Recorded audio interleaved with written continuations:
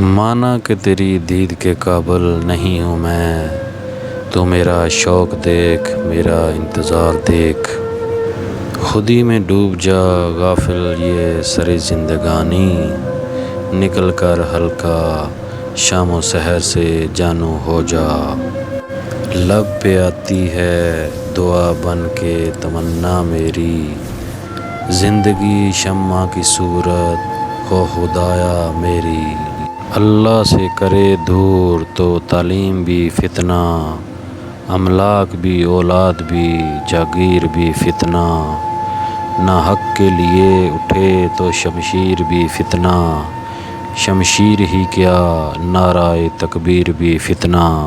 تیار عشق میں اپنا مقام پیدا کر، نیا زمانہ نئے صبح و شام پیدا کر۔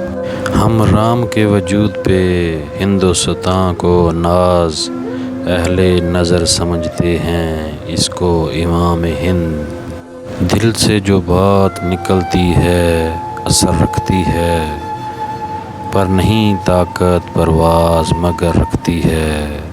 خودی کو کر بلند اتنا کہ ہر تقدیر سے پہلے، خدا بندے سے خود پوچھے بتا تیری رضا کیا ہے۔ ہر شیشہ ٹوٹ جاتا ہے پتھر کی چوٹ سے، پتھر ہی ٹوٹ جائے وہ شیشہ تلاش کر۔ منزل سے آگے بڑھ کر منزل کی تلاش کر، مل جائے تجھ کو دریا تو سمندر کی تلاش کر۔ سجدوں سے تیرے کیا ہوا صدیاں گزر گئیں، دنیا تیری بدل دے وہ سجدہ تلاش کر۔ گرتے ہیں سجدوں میں ہم اپنی حسرتوں کی خاطر اے اقبال، اگر گرتے صرف عشق خدا میں تو کوئی حسرت ادھوری نہ رہتی۔ اگر ہم سے غلطی ہو جائے تو ابلیس کی طرح دلیر نہیں ہونا چاہیے، بلکہ معافی مانگ لینی چاہیے، کیونکہ ہم ابن آدم ہیں ابن ابلیس نہیں۔ دل میں خدا کا ہونا لازم ہے اقبال، سجدوں میں پڑے رہنے سے جنت نہیں ملتی۔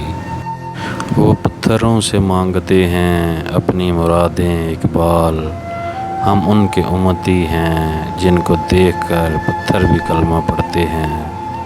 یہ کفن یہ قبر یہ جنازے رسم شریعت ہے اقبال، مر تو انسان تب ہی جاتا ہے جب یاد کرنے والا کوئی نہ ہو۔ مت کیا کر اتنے گناہ توبہ کی آس پہ اے انسان، بے اعتبار سی موت ہے نہ جانے کب آ جائے۔ بات سجدوں کی نہیں خلوص نیت کی ہوتی ہے، اکثر لوگ خالی ہاتھ لوٹ آتے ہیں ہر نماز کے بعد۔ اپنی پیشانی کو سجدوں سے محروم نہ رکھ اقبال، بڑی قیمت چکائی ہے اس کی حسین ابن علی نے۔ علامہ اقبال رحمۃ اللہ علیہ کی ایک ہندو لڑکی پر نظر پڑ گئی، لڑکی بہت خوبصورت تھی، اقبال بار بار اسے دیکھ رہے تھے کہ لڑکی بولی اپنے سے اونچا جو صنم دیکھتے ہیں، زندگی میں رنج و الم دیکھتے ہیں۔ اس پر اقبال نے کہا نہ تجھ سے غرض نہ تیری صورت سے غرض، ہم تو مصور کا قلم دیکھتے ہیں۔